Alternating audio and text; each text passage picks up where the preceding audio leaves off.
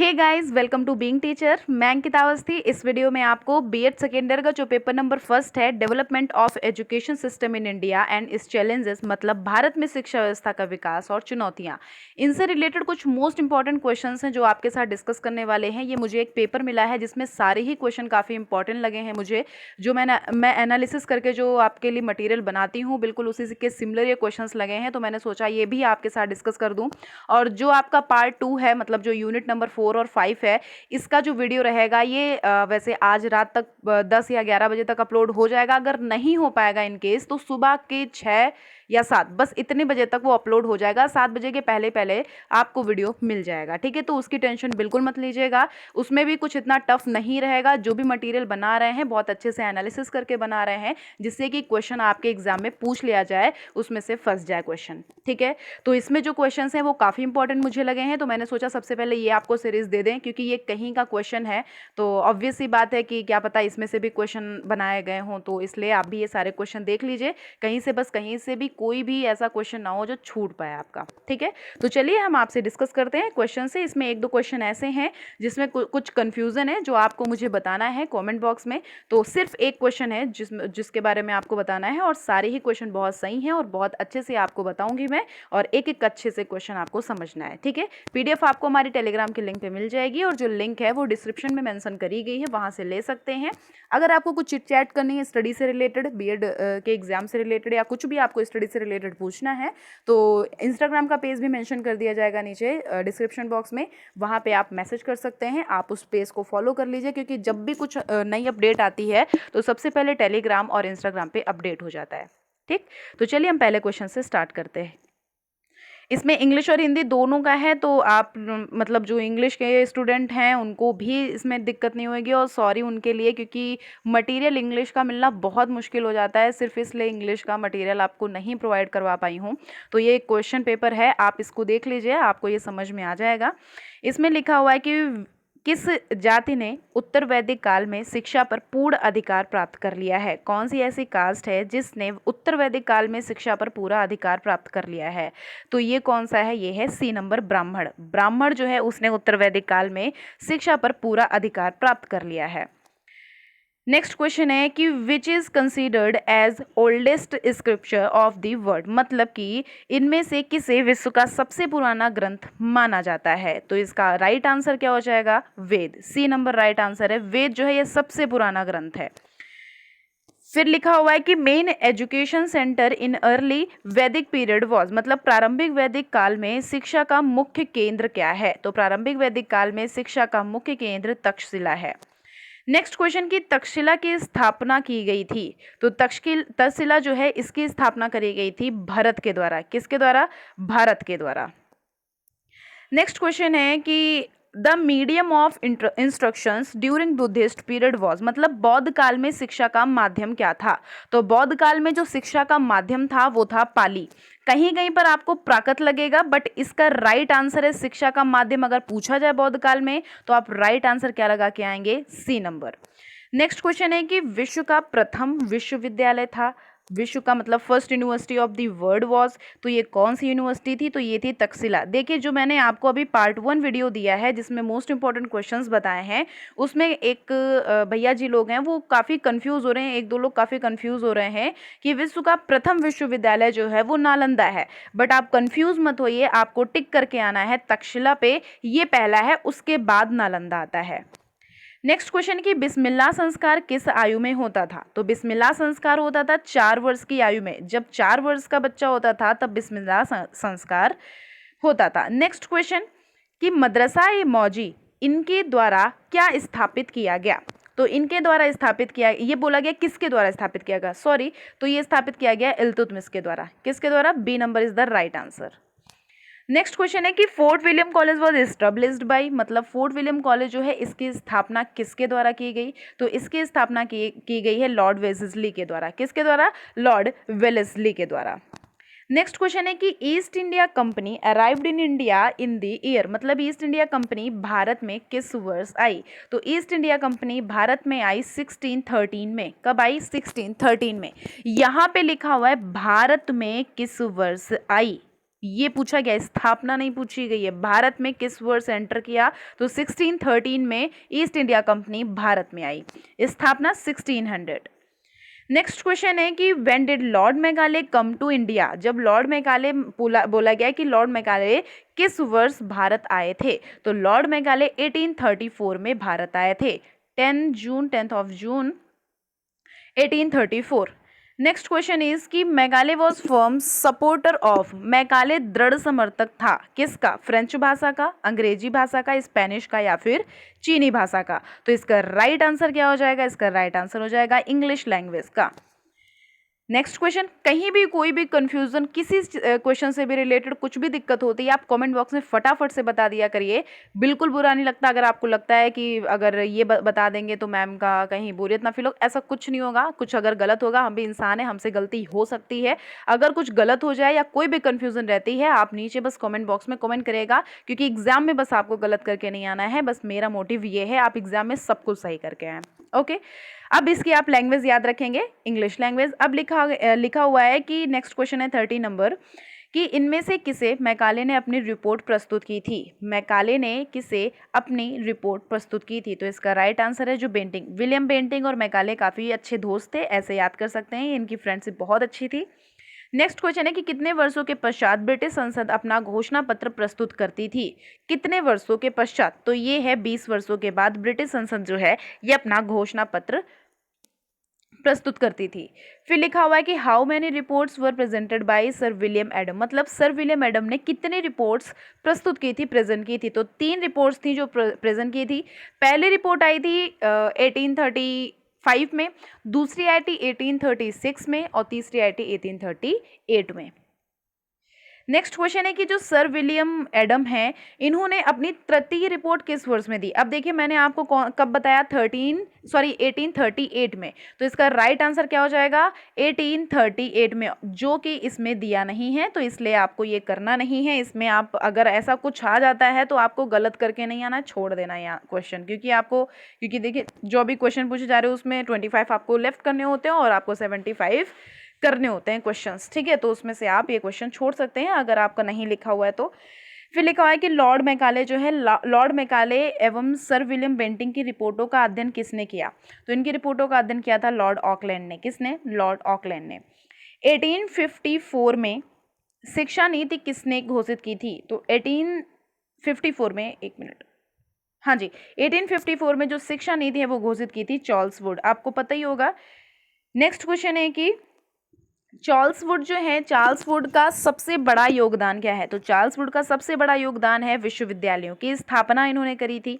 Next है कि Hunter commission was formed in the year, तो ये बहुत ही इजी क्वेश्चन है, आप सभी को पता होगा। आज मैंने जो पार्ट 1 का वीडियो दिया था उसमें पूछा भी था आप लोगों से, कमेंट बॉक्स में आप लिख दीजिए, अगर उसमें कमेंट नहीं किया तो आप इसमें कमेंट कर दीजिए। सारे ही आपको लिखने हैं आयोग के बारे में, आयोग के सन लिखने हैं।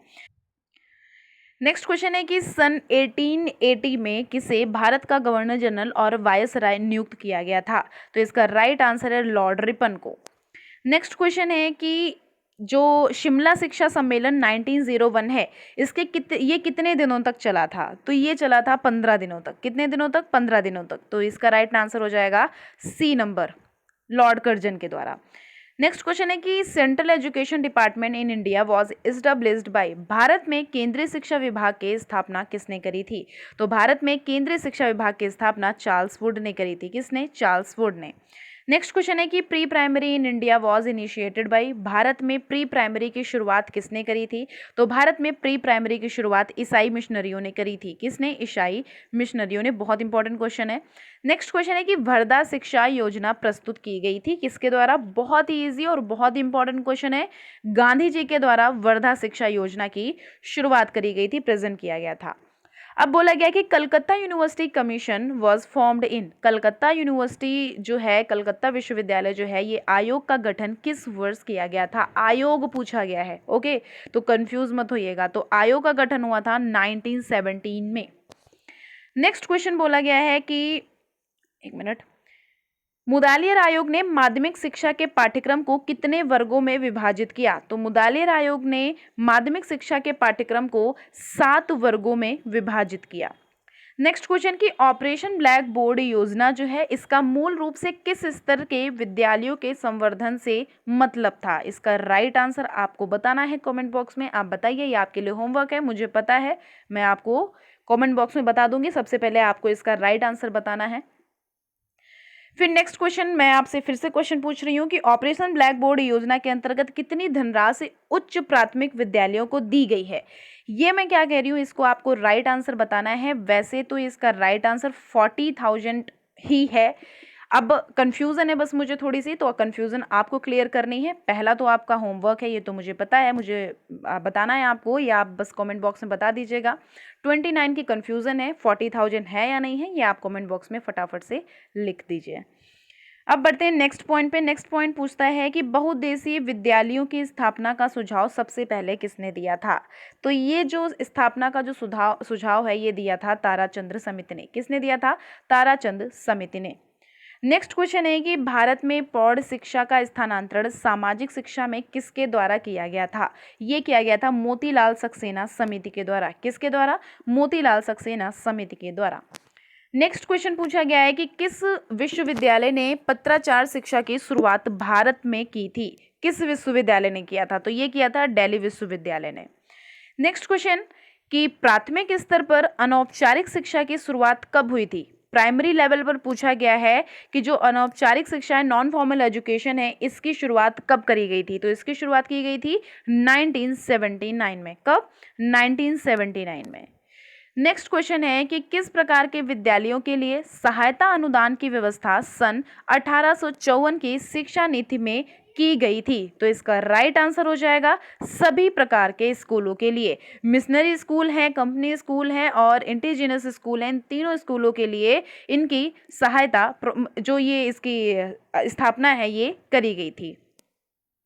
शिक्षा नीति में इसका अनुदान किया गया था। अब नेक्स्ट क्वेश्चन है कि किस मुस्लिम शिक्षा केंद्र को सिराज ए हिंद का नाम शाहजहां द्वारा दिया गया था? तो इसका राइट आंसर क्या हो जाएगा? जौनपुर। कौन सा? जौनपुर। घा नंबर मतलब डी नंबर इसका राइट आंसर है। नेक्स्ट क्वेश्चन है कि बौद्ध काल में चिकित्सा विज्ञान शिक्षा का मुख्य केंद्र कौन सा था? बौद्ध काल में चिकित्सा विज्ञान शिक्षा का मुख्य केंद्र कौन सा था? ये था तक्षशिला। जिसने कमेंट किया था वो यहाँ पे देख ले। बोला गया है चिकित्सा विज्ञान के लिए अगर क्वेश्चन पूछता है तब तो तक्षशिला है ही, बट अगर यूनिवर्सिटी भी पूछी जाती है पुरानी यूनिवर्सिटी कौन सी है, तब भी तक्षशिला यूनिवर्सिटी ही है। ओके जी। नेक्स्ट क्वेश्चन है कि किस प्रांत में लॉर्ड कर्जन ने केंद्रीय कृषि अनुसंधान संस्थान की स्थापना की? तो ये बिहार है। ओके, ए नंबर जो है इसका राइट आंसर है। नेक्स्ट क्वेश्चन है कि मुदालिर आयोग ने माध्यमिक शिक्षा में कितने विषयों की सिफारिश की थी? तो ये जो विषय थे ये थे 7। कितने? 7। नेक्स्ट क्वेश्चन कि राष्ट्रीय शिक्षा आयोग जो है इसने राष्ट्रीय बजट का कितना % शिक्षा पर व्यय करने का सुझाव दिया था? 4%, 6%, 8% या फिर 10%? तो राइट आंसर इज बी, मतलब 6%। अब बोला गया है कि व्हेन वाज इग्नू सेटअप, ये कब इसकी स्थापना हुई थी? तो इसकी स्थापना हुई थी ए मतलब 1985 में। बहुत इंपॉर्टेंट क्वेश्चन है। बोला गया है कि वो जो Buddhism emerged in India around, मतलब बौद्ध धर्म जो है इसका भारत में उदय कब हुआ था? तो बौद्ध धर्म का भारत में उदय 500 ईसा पूर्व हुआ था। ठीक है। नेक्स्ट क्वेश्चन कि हंटर आयोग का शिक्षा के माध्यम, जिसको माध्यमिक स्तर बोलते हैं, इसके बारे में क्या सुझाव था? अब आपको ये चीज़ क्वेश्चन बहुत अच्छे से समझना है, कहीं भी कंफ्यूजन है तो आप बताइएगा। देखिए इसमें थोड़ा सा घुमा के क्वेश्चन पूछा गया है। इसमें बोला कि हंटर आयोग का शिक्षा के माध्यम के बारे में क्या सुझाव? अंग्रेजी भाषा या फिर क्षेत्रीय भाषा या फिर हिंदी भाषा या फिर कोई सुझाव नहीं? तो इसका राइट आंसर हो जाएगा ए नंबर, अंग्रेजी भाषा। हंटर अंग्रेजी भाषा। नेक्स्ट क्वेश्चन की 6 to 17। अब यहाँ पे आपको सही करना है, यहाँ पे है 17 to 14। कितना? Sorry 7 to 14। 7 to 14 है यहाँ पर। ये वर्ष की जो आयु है इसके बच्चों के लिए प्रथम राष्ट्रीय शिक्षा कार्यक्रम किसने प्रस्तुत किया था? तो ये 17 से 14 वर्ष की आयु के बच्चों के लिए जो ये कार्यक्रम प्रस्तुत किया गया था, ये किया गया था गांधी जी के द्वारा। किसके द्वारा? गांधी जी के द्वारा। आप इसको सही कर सकते हैं। नेक्स्ट क्वेश्चन है कि किस वर्ष कलकत्ता और मुंबई विश्वविद्यालयों की स्थापना करी गई थी? तो ये करी गई थी 1857 में। कब की गई थी? 1857 में। लिख सकते हैं आप, अगर आपको लिखना है तो लिख सकते हैं, वरना पीडीएफ भी आपको अवेलेबल हो जाएगी। नेक्स्ट क्वेश्चन 45 नंबर की, मारिया मॉन्टेसरी भारत में प्रथम बार कब आई थी? मारिया मॉन्टेसरी भारत में प्रथम बार आई थी 1947 में। कब? 1947 में। अब आता है ऑपरेशन ब्लैक बोर्ड योजना जो है ये उच्च प्राथमिक स्तर के लिए लागू करी गई थी। कब? उच्च पूछा गया है, क्या पूछा गया है? Upper primary level. तो इसके लिए लागू करी गई थी 1992 में। कब? 1992 में। 47 क्वेश्चन इसके, sergeant plans for a period of, मतलब सार्जेंट योजना जो है ये कितनी अवधि के लिए थी? तो सार्जेंट योजना 40 वर्ष के लिए थी। कितने? 40 वर्ष के लिए। अब लिखा हुआ है कि when was Wood dispatch presented, would का घोषणा पत्र किस वर्ष प्रस्तुत हुआ? आज ही मैंने आपसे क्वेश्चंस पुट अप किए थे, तो 1854 में। नेक्स्ट क्वेश्चन की, वैदिक काल में कौन सा संस्कार गुरुकुल में प्रवेश के समय आवश्यक था? तो इसमें संस्कार पूछा गया है, वो है उपनयन। ओके, नेक्स्ट क्वेश्चन, कि according to Gandhi ji primary education should be of, मतलब गांधी जी के अनुसार प्राथमिक शिक्षा कितने वर्ष की होनी चाहिए? तो प्राथमिक शिक्षा 7 वर्ष की होनी चाहिए। किनके अनुसार? अकॉर्डिंग टू गांधी जी।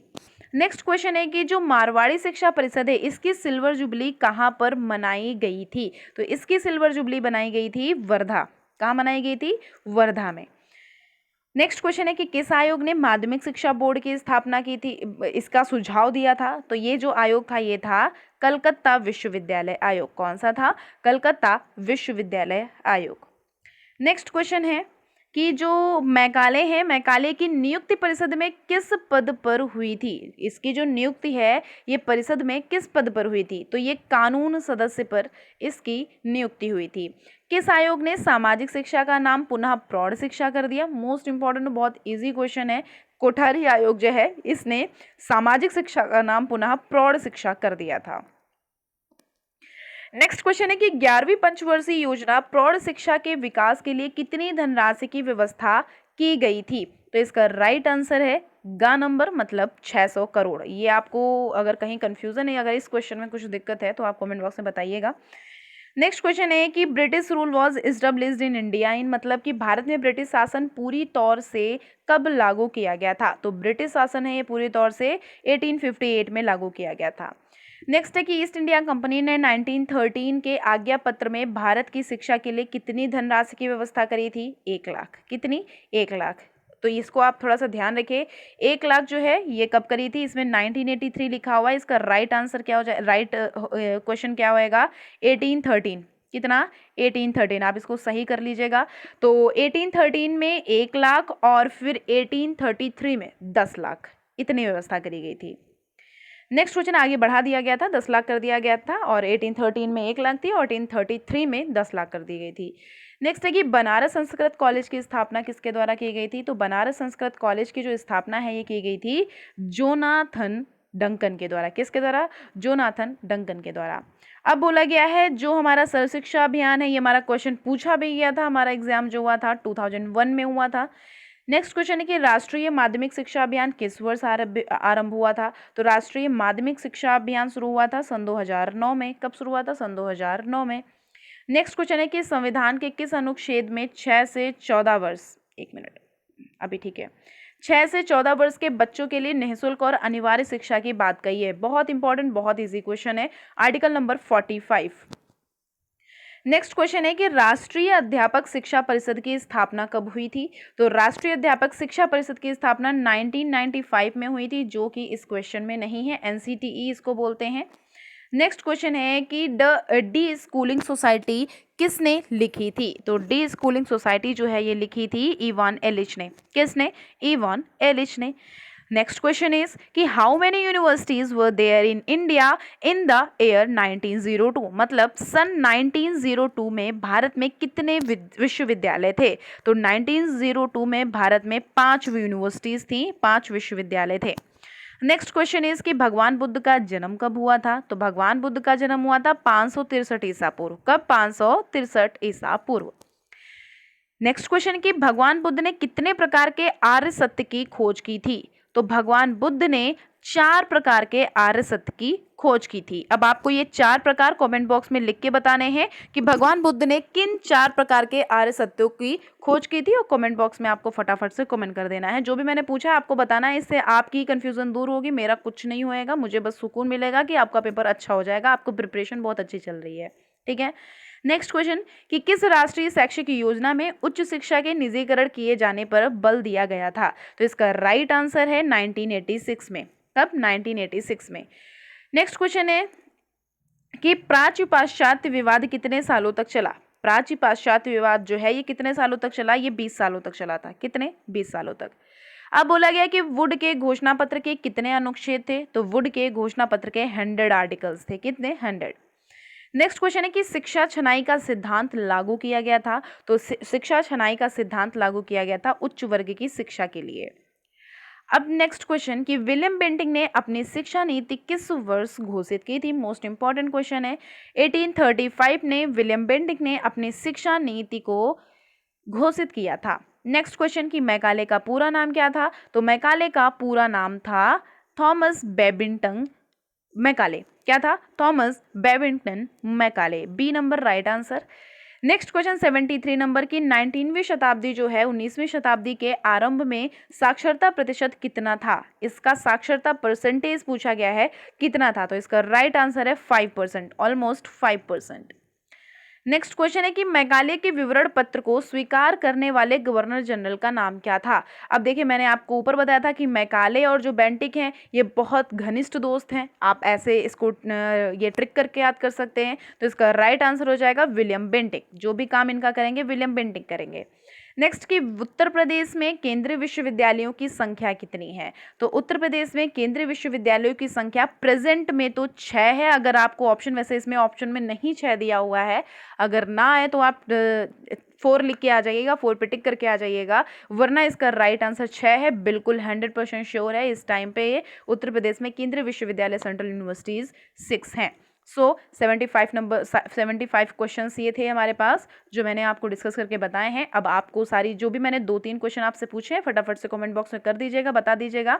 ये हमारे क्वेश्चंस थे, ये 28 और 29 ये क्वेश्चंस थे। तो इन सब के बारे में आपको कमेंट बॉक्स में बताना है, इससे मुझे पता चलेगा आपकी प्रिपरेशन चल रही है या नहीं चल रही है। अब अगर आप इसको सर्च करेंगे तो इससे जुड़ी 2-3 चीज़ें और आपको पता चल जाएंगी, तो ये आपके लिए ही बेनिफिशियल है। ओके, कोई भी चीज़ है टेलीग्राम पे आप अपडेट हो जाइए, टेलीग्राम की लिंक आप फॉलो कर लीजिए, वहाँ पर हर एक चीज़ अपडेट रहती है। अभी जो भी हमारे आयोग हैं, जो भी हमारे ईयर्स हैं, तो कभी कभी होता है कि लेक्चर इतना, क्योंकि लेक्चर बोलने में भी काफ़ी एनर्जी लगती है, तो अगर वो नहीं प्रोवाइड हो पाता है तो आपको उस पर अपडेट मिलती रहती है, उस पर आपको भेज दिया जाता है, PDF हो गई या फिर कोई भी मटेरियल हो गया जो हमारे एग्जाम से रिलेटेड है, कोई भी टॉपिक या कोई भी पॉइंट हो गया तो वो आपको वहाँ पे भेज दिया जाता है। इसलिए बोला जाता है कि इंस्टाग्राम और टेलीग्राम इन दोनों को पेज को आपको फॉलो करना है। ठीक है, स्टोरीज पढ़ती रहती है इंस्टाग्राम पे और टेलीग्राम पे हर रोज, बल्कि दिन में कई बार आपको कुछ ना कुछ भेजा जरूर से जाता है। ठीक है, जो आपके लिए काफ़ी इंपॉर्टेंट होता है।